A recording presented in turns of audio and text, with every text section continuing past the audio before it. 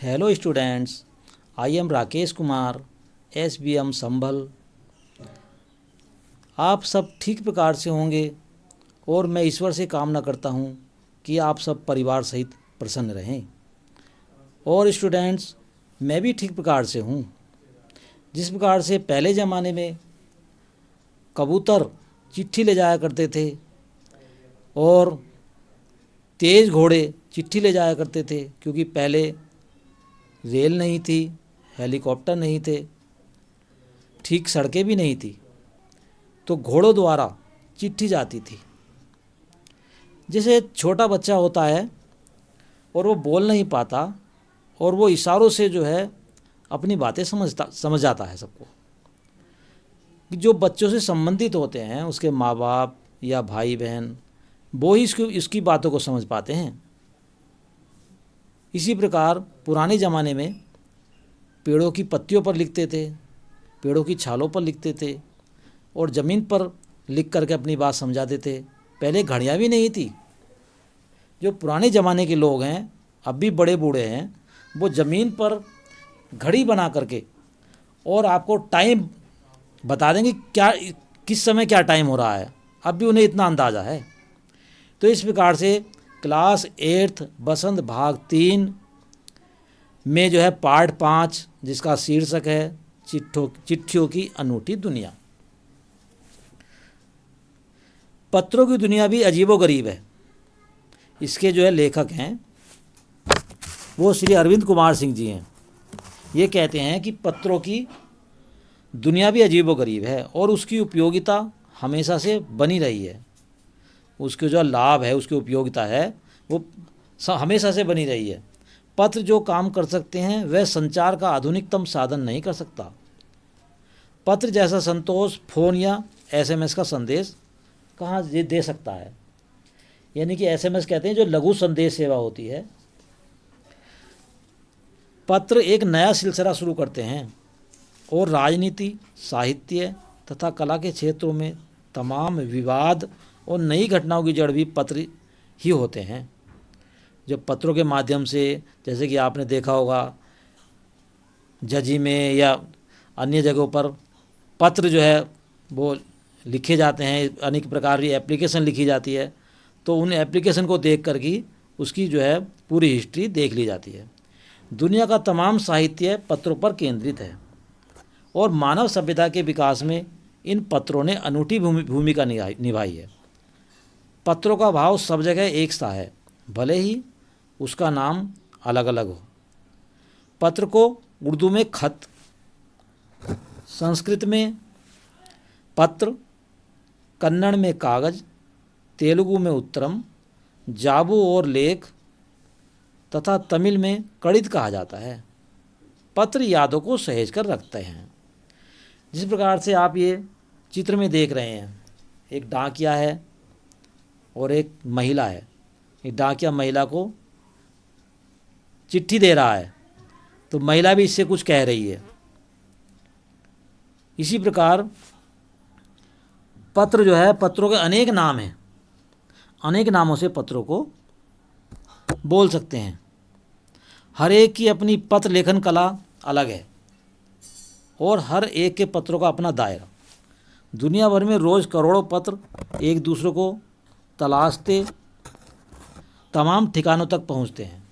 यानी कि पत्रों को जो है डाकिया तलाश करके देता है कि ये किसका पत्र है। मोहल्ले में पूछता है, गलियों में पूछता है कि भी इस नाम का व्यक्ति कहाँ पर रहता है, ये मकान नंबर कहाँ है। इस प्रकार से भारत में ही रोज़ 4.5 करोड़ चिट्ठियाँ डाक जाती हैं, जो साबित करती हैं कि पत्र कितनी अहमियत रखते हैं।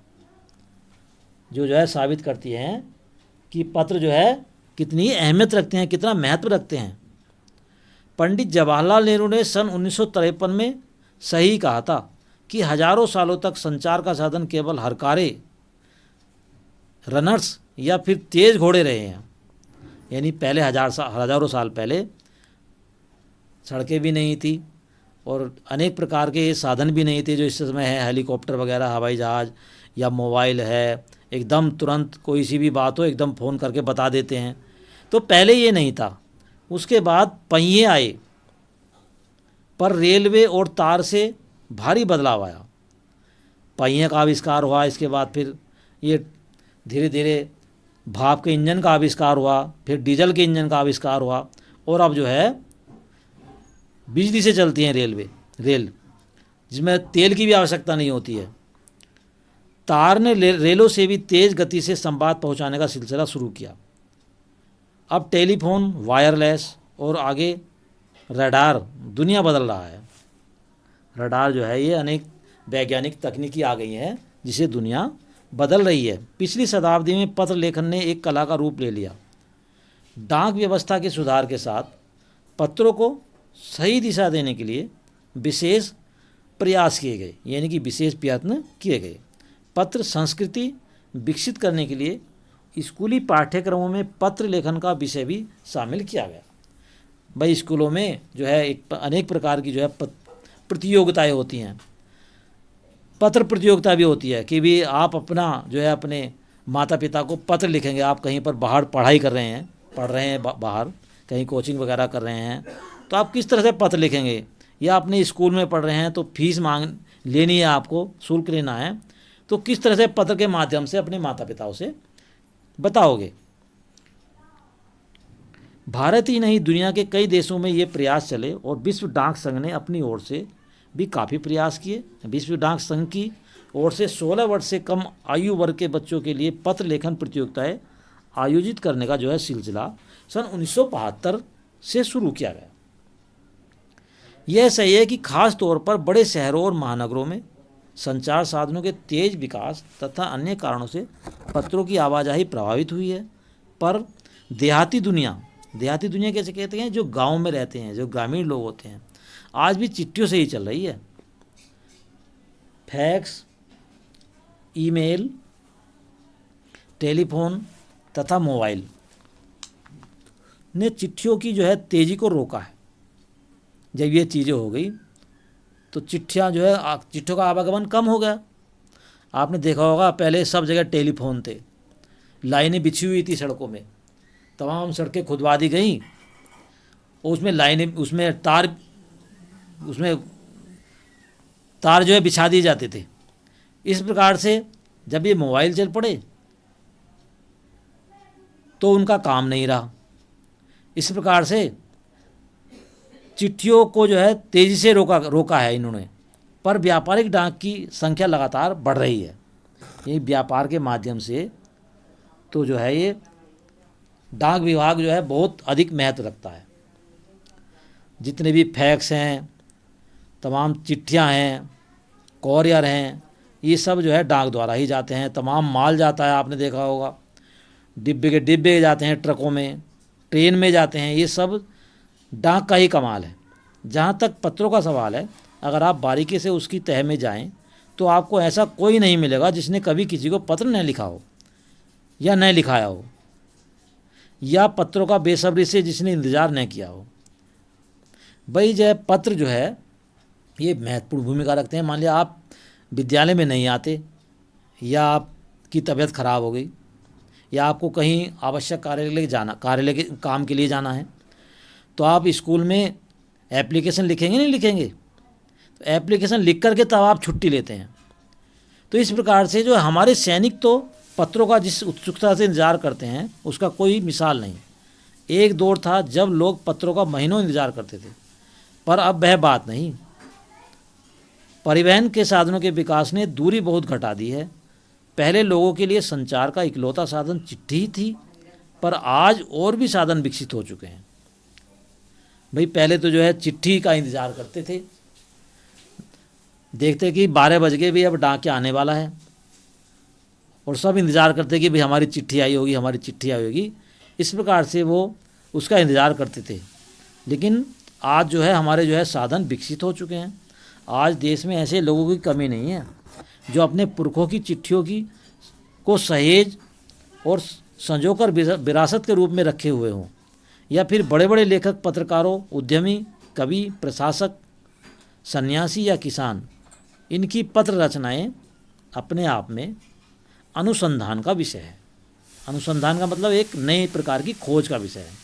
अगर आज जैसे संचार साधन होते तो पंडित नेहरू अपनी पुत्री गांधी को फ़ोन करते, पर तब पिता के पत्र पुत्री के नाम नहीं लिखे जाते तो देश के करोड़ों लोगों को प्रेरणा देते हैं। पत्रों को तो आप सहेज कर रख लेते हैं, पर एसएमएस संदेशों को आप जल्दी ही भूल जाते हैं। भाई पत्रों को तो आप जो है सहेज कर रख लेते हैं, उसे संभाल करके रख लेते हैं, बस एसएमएस वगैरह जो हमारे ये जो लघु संदेश है ये आप कैसे सहेज कर रख सकते हैं। तमाम महान हस्तियों की तो बड़ी हस्ती, यादगार या धरोहर उनके द्वारा लिखे गए पत्र ही हैं। इस प्रकार भारत में इस श्रेणी में राष्ट्रपिता महात्मा गांधी को सबसे आगे रखा जा सकता है। दुनिया के तमाम संग्रहालय जानी मानी हस्तियों के पत्रों का अनूठा संकलन भी है। जो दुनिया के तमाम संग्रहालय हैं जहाँ पर जो है पुस्तकें वगैरह इकट्ठी रहती हैं, पुस्तकालय हैं, और उनमें तमाम पुरानी चीज़ें संभाल करके रखी जाती हैं कि भी पहले राजा कैसे थे, वे कैसी तलवारें यूज करते थे, कैसे उनके शस्त्रास्त्र थे। इस प्रकार से अनेक जानी मानी हस्तियों के पत्रों का अनूठा संकलन भी है। उनमें जो है अनेक पत्रों का संकलन भी रहता है पुस्तकालयों में। तमाम पत्र देश काल और समाज को जानने समझने का असली पैमाना है। भारत में आज़ादी के पहले महासंग्राम के दिनों में जो कुछ अंग्रेज अफसरों ने अपने परिवारजनों को पत्र में लिखे, वे आगे चलकर बहुत महत्व की पुस्तक बन गए। इन पत्रों ने साबित किया कि यह संग्राम कितनी जमीनी मजबूती लिए हुए था।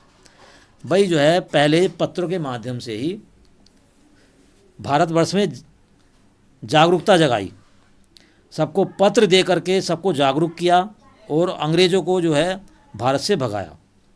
अंग्रेज़ों ने जो है हमें गुलाम बना रखा था और तमाम यातनाएं देते थे, ये सबको जानकारी है। यानी 15 अगस्त 1947 को हमारा देश आज़ाद हुआ। इस प्रकार से महात्मा गांधी के पास दुनिया भर से तमाम पत्र केवल महात्मा गांधी इंडिया लिखे आते थे और वे जहाँ भी रहते थे वहाँ तक पहुँच जाते थे। आज़ादी के आंदोलन की कई अन्य दिग्गज हस्तियों के साथ भी ऐसा ही था। गांधी जी के पास देश दुनिया से बड़ी संख्या में पत्र पहुँचते थे, पर पत्रों का जवाब देने के मामले में उनका कोई जोड़ नहीं था। भाई वे जो है वो आलस नहीं करते थे बिल्कुल भी। अगर कोई भी पत्र आता था तो उनका वो तुरंत जवाब देते थे। अपने हाथों से ही ज़्यादातर वो पत्रों का जवाब देते थे। जब लिखते लिखते उनका दाहिना हाथ दर्द करने लगता था तो वे बाएं हाथ से लिखना शुरू कर देते थे। महात्मा गांधी ही नहीं, आंदोलन के तमाम नायकों के पत्र गांव-गांव में मिल जाते हैं। अब भी मिल जाएंगे पत्र भेजने वाले लोग उन पत्रों को किसी प्रशस्ति से कम नहीं मानते हैं। समझे नहीं समझे? प्रशस्ति का मतलब है प्रशंसा पत्र से कम नहीं मानते कि ये प्रशंसा पत्र है। और कई लोगों ने तो उन पत्रों को फ्रेम करा कर रख लिया है, यानी फ्रेम में जड़ करके रख लिया है, जैसे कि फ़ोटो रखते हैं। यह है पत्रों का जादू। यही नहीं, पत्रों के आधार पर ही कई भाषाओं में जाने कितनी किताबें लिखी जा चुकी हैं। वास्तव में पत्र किसी दस्तावेज से कम नहीं है। पंत के 200 पत्र, बच्चन के नाम और निराला के पत्र हमको लिखो हैं कहा, तथा पत्रों के आईने में दयानंद सरस्वती समेत कई पुस्तकें आपको मिल जाएंगी। कहा जाता है कि प्रेमचंद खास तौर पर लेखकों को बहुत प्रेरक जवाब देते थे तथा पत्रों के जवाब में ही बहुत मुस्तैद रहते थे। वो मुस्तैद का मतलब बहुत तत्पर रहते थे। इसी प्रकार नेहरू और गांधी के लिखे गए रविन्द्रनाथ टैगोर के पत्र भी बहुत प्रेरक हैं। जैसे कि आप जानते होंगे कि हमारे जो राष्ट्रीय गान है वो किसने लिखा? रविन्द्रनाथ टैगोर ने, सभी जानते हैं। तो महात्मा गांधी और कवि, अनेक प्रकार के जो कवि हैं, जो रविन्द्रनाथ टैगोर के बीच सन 1915 से 1941 के बीच की पत्राचार का संग्रह प्रकाशित हुआ है, जिसमें बहुत से नए तथ्यों और उनकी मनोदशा का लेखा जोखा मिलता है। अब देखो, ये आप देख रहे हैं सामने, गांधी जी देखो पत्र लिख रहे हैं और कितने मग्न हो जाते थे ये पत्र लिखने में। पत्र व्यवहार की परंपरा भारत में बहुत पुरानी है। ये जो है अब से नहीं चली आ रही, पुरानी परंपरा है पत्र की। पर इसका असली विकास आज़ादी के बाद ही हुआ है। तमाम सरकारी विभागों की तुलना में सबसे ज़्यादा गुडविल यानी कि अच्छी छवि। तमाम गुडविल जो है इसकी अच्छी छवि है। इसकी एक खास वजह यह भी है कि लोगों को जोड़ने का, ये दोबारा आ गया भाई, जोड़ने का काम करता है। घर घर तक इसकी पहुंच है। संचार के तमाम उन्नत साधनों के बाद भी चिट्ठी पत्रों की हैसियत बरकरार है। शहरी इलाकों में आलीशान हवेलियाँ हों या फिर झोपड़ियाँ हों, दुर्गम जंगल हों या फिर गाँव हों, या फिर बर्फबारी के बीच जी रहे पहाड़ों के लोग, समुद्र तट पर रह रहे मछुआरे हों या फिर रेगिस्तान की ढाणियाँ में रह रहे लोग, आज भी खतों का ही सबसे अधिक बेसब्री से इंतज़ार होता है। एक दो नहीं, करोड़ों लोग खतों और अन्य सेवाओं के लिए रोज़ भारतीय डाकघरों के दरवाजों तक पहुंचते हैं और इसकी बहुआयामी भूमिका नज़र आ रही है। भाई दूर देहात में जो लाखों गरीब लोग हैं, उनका जो है वो चूल्हे मनी आर्डर अर्थव्यवस्था पे ही चलते हैं। भाई लोग वाग रहते हैं बाहर और अपना नौकरी वगैरह करते हैं, तो वो घर पर मनी आर्डर कर देते हैं पैसों का, तब जा कर के उनका काम चलता है उनके घरों का। गांव या गरीब बस्तियों में चिट्ठी या मनी आर्डर लेकर पहुंचने वाला डाकिया देवदूत के रूप में देखा जाता है। वो जो डाकिया है ना, जैसे देवता को जो दूत होता है उसके रूप में देखा जाता है। लोग वहाँ कितनी बेसब्री से इंतज़ार करते हैं डाकिए का। पहले डाकिए का इंतज़ार कितनी बेसब्री से करते थे और अब भी करते हैं। मतलब किसी की सर्विस लगनी है या उसने कोई एग्ज़ाम दिया है तो वो इसका इंतज़ार देखता है ज्वाइनिंग लेटर का, कि मेरा ज्वाइनिंग लेटर, जब ज्वाइनिंग लेटर उसकी जो है फाइल में लग जाता है तभी उसे सर्विस मिल पाती है। इसी प्रकार ये हमारे जो है, आपने पत्रों का महत्व पढ़ा और इसके लेखक अरविंद कुमार जी हैं। इन्होंने अपने ढंग से चिट्ठियों की अनूठी दुनिया के बारे में समझाया है। और आप प्रश्न उत्तर वगैरह मैंने सब लिख दिए हैं और अपना राइटिंग साफ लिखेंगे। धन्यवाद।